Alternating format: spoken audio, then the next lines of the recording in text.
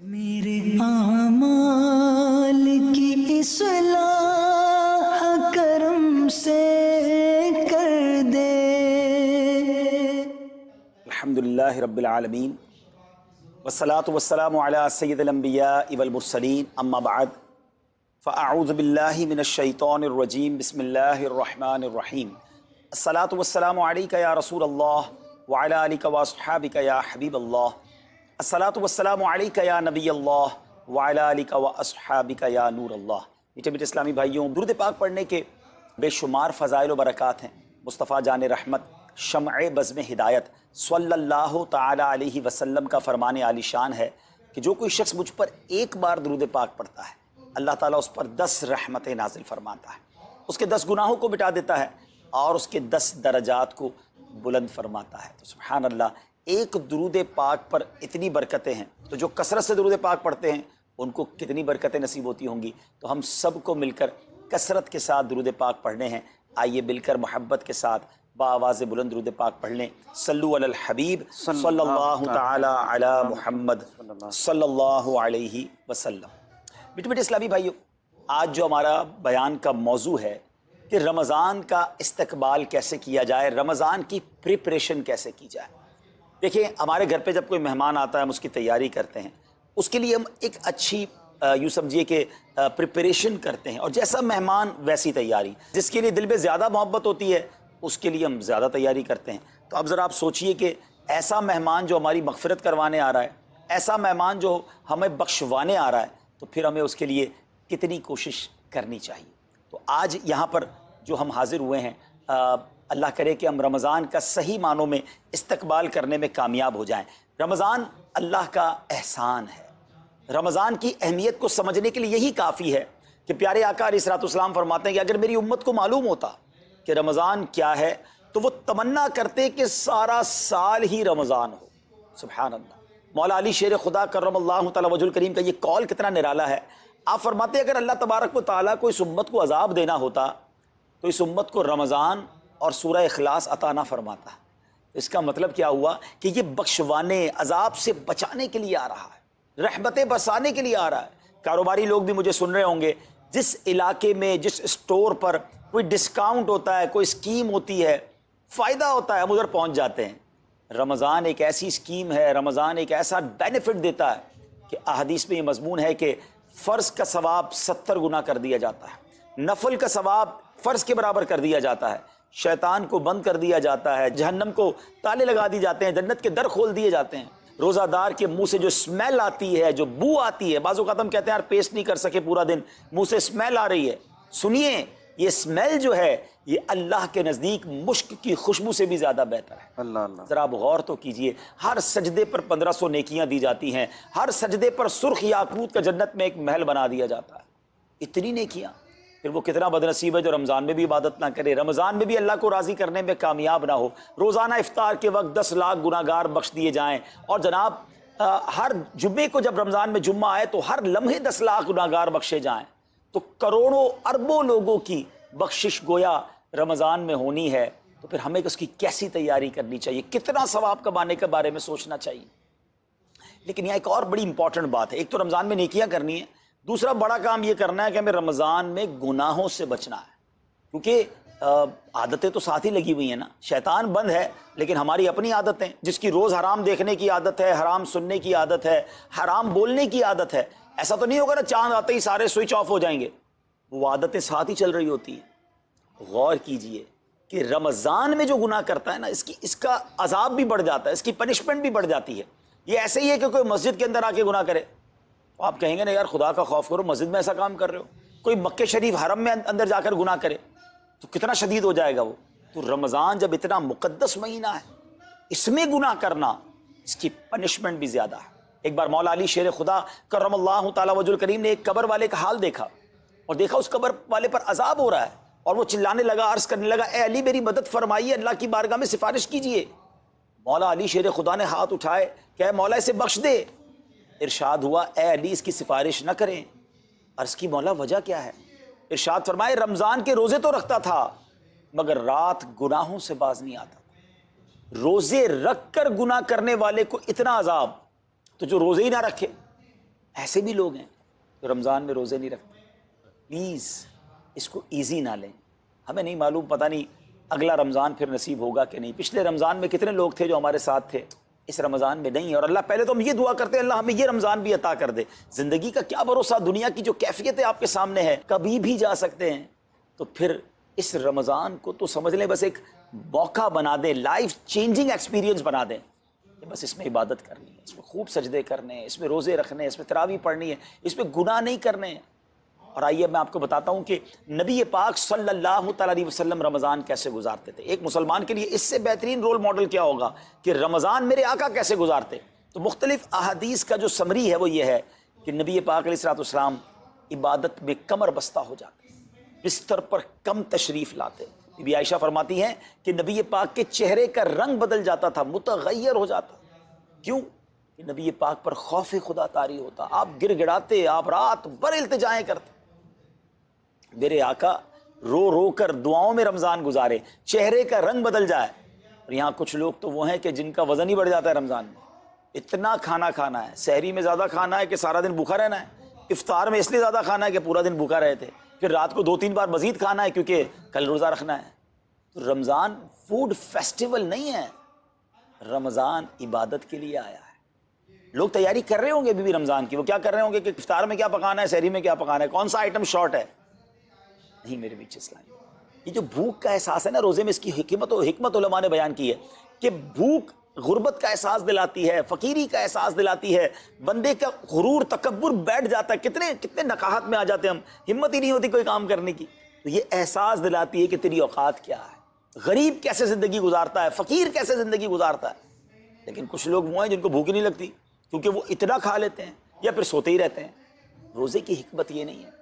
نبی پاک آنسو بہاتے تھے، آقا کا چہرے کا رنگ بدل جاتا. اور پھر بتایا کہ رمضان میں جب جبریل امین نبی پاک علیہ الصلوۃ والسلام کے پاس آتے تو آقا علیہ الصلوۃ والسلام ان کے ساتھ قرآن پاک کا دور فرماتے.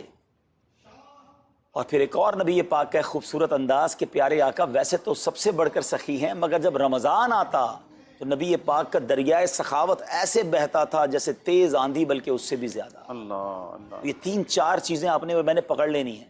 آقا علیہ الصلوۃ والسلام کے پیچھے پیچھے جانا ہے نا جنت میں. ہم نے بھی یہ کام کرنا. یہ راتیں مانگنے کی راتیں، التجا کرنے کی راتیں، سجدے کرنے کی راتیں. ہمیں تہجد بھی پڑھنی ہے، ہمیں انشاءاللہ نوافل بھی پڑھنے ہیں. اور کم از کم قرآن ایک بار تو پورا انڈرسٹینڈ تو کریں نا. تلاوت، ترجمہ، تفسیر کب کریں گے؟ بڑی بڑی ڈگریاں ہیں، بڑے بڑے پاسپورٹ اور جناب بہت سارا سرمایہ ہے، مگر ایک بار بھی قرآن پورا ترجمے اور تفسیر سے نہیں پڑھا ہوگا. بہت سارے لوگ ایسے ہیں. ذرا سوچئے نا. اچھا یہ مہینہ نزول قرآن کا مہینہ ہے. رمضان اور قرآن کو جو خاص نسبت حاصل ہے نا، تو اس مہینے میں قرآن کو پکڑ لیں. ہائے ہائے، اللہ کرے رمضان قرآن کے ساتھ گزرے، ہماری صبح قرآن کے ساتھ ہو، ہماری شام قرآن کے ساتھ، ہم قرآن سمجھنے والے بن جائیں. اچھا میں ایک اور بات بتاؤں آپ کو، مہینہ کتنا پیارا ہے. صرف اس مہینے میں قرآن نازل نہیں ہوا، باقی بھی جو 3 آسمانی کتابیں ہیں نا، زبور، انجیل، توریت، یہ بھی رمضان میں ہی نازل ہوئی ہیں. اللہ کریم نے ان تمام مبارک کتابوں کو نازل کرنے کے لیے رمضان کا مہینہ منتخب فرمایا. اتنا مبارک مہینہ ہے تو ہمیں خوب اس میں تلاوت قرآن کرنی. اور اب دعوت اسلامی نے کتنا آسان کر دیا، تفسیر قرآن عطا فرما دی، صراط الجنان آسان اردو میں. اور پھر جناب اس کو اپلیکیشن پر بھی دے دیا، اس کے PDF بھی جاری کر دیے، ڈاؤن لوڈ کر لیں موبائل میں. اب تو آڈیو تفسیر قرآن بھی آپ کو دے دی. اگر پھر بھی سنیں نہ، پڑھیں نہ، قرآن سے دور رہیں تو یہ ٹھیک نہیں ہے. پلیز اس رمضان کو قرآن کے ساتھ گزاری. اور پھر جو نبی پاک کا جو سخاوت والا انداز ہے نا، صدقہ و خیرات کرنا، ہر سائل کو عطا فرماتے، تو یہ بھی ہمارا ایٹیٹیوڈ ہونا چاہیے کہ خوب دل کھول کر خرچ کریں. سب سے پہلے اپنی پوری زکوٰۃ ادا کریں. یہ اتنی بڑی اب بدقسمتی ہوتی جا رہی ہے. ایسا فیل ہوتا ہے دنیا بھر کے تاجران اور لوگوں سے جب ہم ملتے ہیں کہ جس طرح رمضان کے علاوہ بہت تھوڑی تعداد میں مسلمان نماز پڑھتے ہیں نا 5 ٹائم، ایسا لگتا ہے اب زکوٰۃ بھی بہت کم لوگ ہی دیتے ہیں، پوری زکوٰۃ نہیں دیتے، اندازے سے نکال دی، کیلکولیشن کرتے نہیں ہیں. اور یہ بھی فیلنگز آتی ہیں کہ زکوٰۃ جتنی بڑھتی جاتی ہے نا، ہزاروں میں جس کی زکوٰۃ ہے وہ دے دیتا ہے، لاکھوں والا بھی شاید دے دیتا ہے، لیکن جب زکوٰۃ ہی کروڑوں میں پہنچ جاتی ہے نا تو پھر یہ دل پر بھار پڑنا لگ جاتا ہے، ڈیفیکلٹ لگنا شروع ہو جاتی ہے. بندہ یہ کیوں نہیں سوچتا کہ اگر اللہ پاک نے مجھ پر لاکھوں میں زکوٰۃ ہے تو اللہ نے کروڑوں دیے تو لاکھوں میں زکوٰۃ ہے. اگر کروڑوں میں زکوٰۃ ہے تو اربوں ہیں تو کروڑوں میں زکوٰۃ ہے نا. زکوٰۃ کتنی ہے؟ ضروریات زندگی کی تمام چیزوں سے فارغ ہونے کے بعد جو مال تجارت، سونا چاندی، کیش یا پرائز بانڈ، یہ جو اس کی تفصیلات ہیں، اس پر 2.5% ہے۔ میں ایک اور لاجک سے آپ کو بات سمجھاؤں، اگر اس لاجک سے سمجھیں تو زکوٰۃ تو 1-1.5% بنتی ہے۔ وہ کیسے؟ ہم سب کے گھر نکل گئے، اس پہ زکوٰۃ نہیں ہے، ہماری گاڑیاں نکل گئیں، اس پہ زکوٰۃ نہیں ہے، جن کی فیکٹریاں ہیں وہ فیکٹریاں بھی مائنس کر دی گئیں، جن کی دکانیں ہیں وہ دکانیں بھی مائنس ہو گئیں۔ اچھا جناب، اس کے علاوہ اگر کرائے پہ کچھ پراپرٹی دی ہوئی ہے اس پر زکوٰۃ نہیں ہے۔ اگر ان سب پر زکوٰۃ ہوتی، یعنی جو کچھ میرے پاس ہے ان سب پر ہوتی، تو کتنی زیادہ ہو جاتی، اور اتنی ساری چیزیں نکل گئیں تو پھر تو اگر ٹوٹل پر لگائیں تو 1-1.5% ہی بنتا ہے۔ تو اب جب سب کچھ نکالنے کے بعد تھوڑے سے مال پر 2.5% ہے اور بھی سال میں ایک بار ہے، تو اس کو بھاری نہ سمجھیں، یہ بربادی ہے جو زکوٰۃ نہیں دیتے۔ یاد رکھیے گا، حدیث پاک کا مضمون ہے کہ یہ مال کا میل ہے، جس مال سے مل جائے اس مال کو بھی برباد کر دیتا ہے۔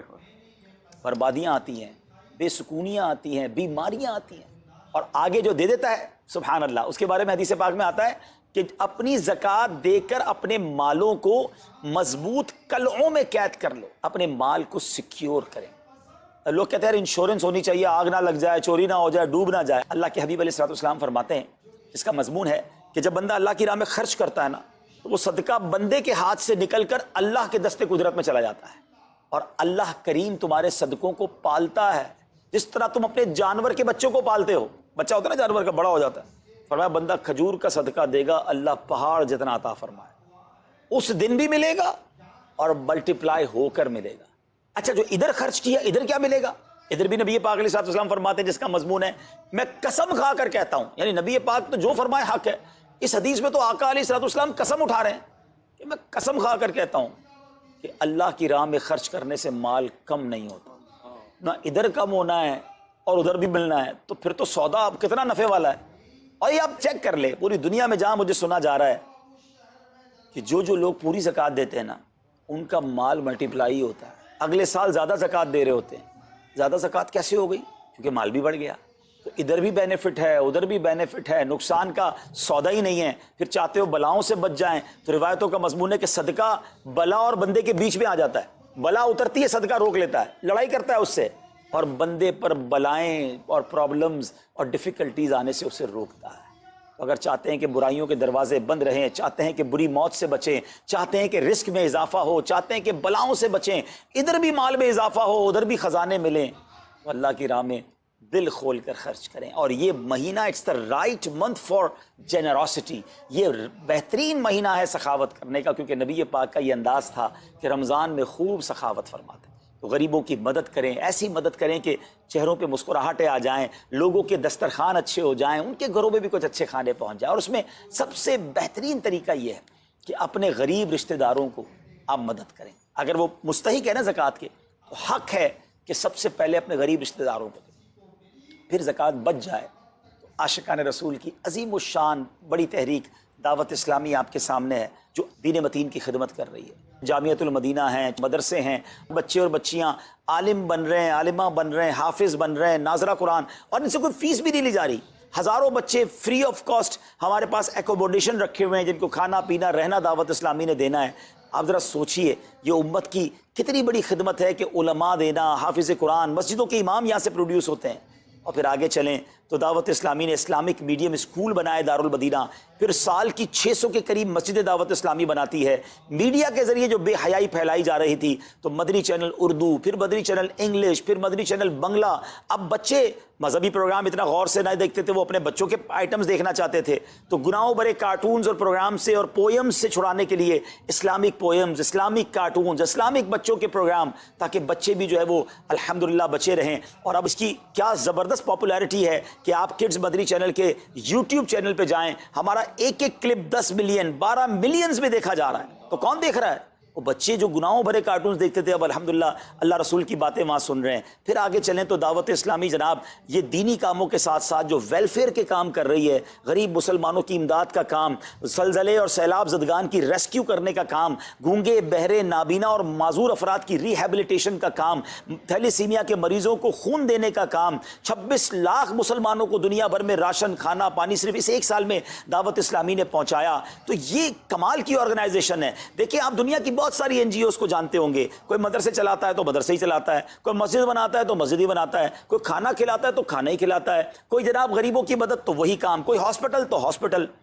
دعوت اسلامی ان ون امبریلا اتنے ساری ڈائیورسٹی کے ساتھ جو دین کی خدمت کر رہی ہے، دنیا میں اس کی مثال نہیں ملتی ہے۔ لاکھوں لوگوں کو دین بھی سکھایا جا رہا ہے، غیر مسلموں کو مسلمان بھی بنایا جا رہا ہے، بے عملوں کو با عمل بنایا جا رہا ہے، بے پردہ خواتین کو با پردہ بنایا جا رہا ہے، بے نمازیوں کو نمازی بنایا جا رہا ہے، ماں باپ کے نافرمان فرما بردار ہو رہے ہیں، شراب اور نشے کے عادی چھوڑ کر نمازی بن رہے ہیں، تو جہاں مریض ہیں ان کو خون بھی دیا جا رہا ہے، گھر میں بیٹھ کر میڈیا کے ذریعے اور سوشل میڈیا کے ذریعے لوگوں تک دین پہنچایا جا رہا ہے۔ تو یہ کمال کی ڈائیورسٹی ہے۔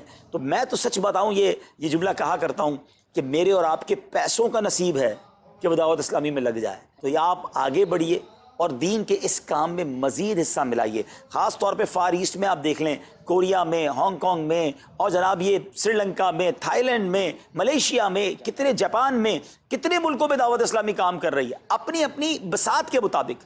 اور لیکن ابھی مزید ادارے بنانے، ہمیں ان ملکوں میں بھی بنانے، ان ملکوں میں بھی آگے بڑھنا ہے۔ تو اگر آپ بھی چاہتے ہیں کہ میرے آقا کے عشق کا پیغام، سنت رسول کا پیغام، مسلک اعلیٰ حضرت کا پیغام، نبی پاک کے دین کا پیغام پوری دنیا میں پھیلے، تو وی ہیو ٹو سپورٹ دعوت اسلامی، نہ صرف فائنینشلی، پریکٹیکلی بھی۔ ہمیں آپ بھی چاہیے، خود حصہ ملائیں نا۔ سیدنا عثمان غنی رضی اللہ تعالیٰ عنہ نے صرف مال نہیں دیا تھا، آپ پریکٹیکلی بھی نبی پاک کے ساتھ شریک ہوتے تھے نا۔ تو آپ اپنے عطیات بھی دیں، اور دنیا کے جن ملکوں میں آپ مجھے سن رہے ہیں وہ دعوت اسلامی والوں کے دستوں بازو بنے۔ کمزوری کہاں نہیں ہوتی، ہاں ہمارے گھر میں کمزوری ہوتی ہے، ہم سب مل کر کام کریں گے تو کمزوریاں بھی دور ہوں گی اور ترقی آ جائے گی، اور ہمیں اس کا ثواب بھی ملے گا۔